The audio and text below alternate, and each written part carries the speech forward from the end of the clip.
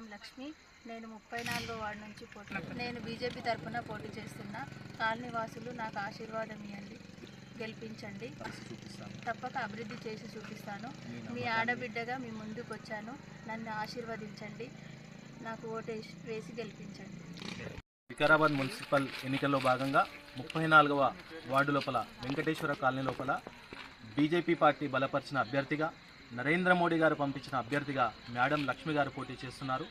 వారు రాజకీయాలకు అతీతంగా, కులమతాలకు అతీతంగా ఎన్నో సేవా కార్యక్రమాల్లో పాల్గొన్నారు.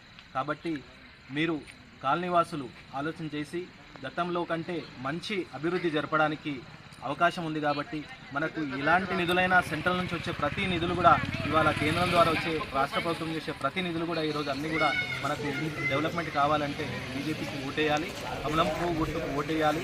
మనకు ఢిల్లీ నుంచి వచ్చే ప్రతి పైసా మన గల్లీకి తీసుకురావడానికి శాయశక్తుల మేడం లక్ష్మి గారు వారు కృషి చేస్తారు. కాబట్టి మీరు అభివృద్ధికి నరేంద్ర మోడీ గారికి కమలం పువ్వు ఓటు వేసి బ్రహ్మాండమైన మెజార్టీతో గెలిపించాలని చెప్పేసి కోరుకుంటున్నాను.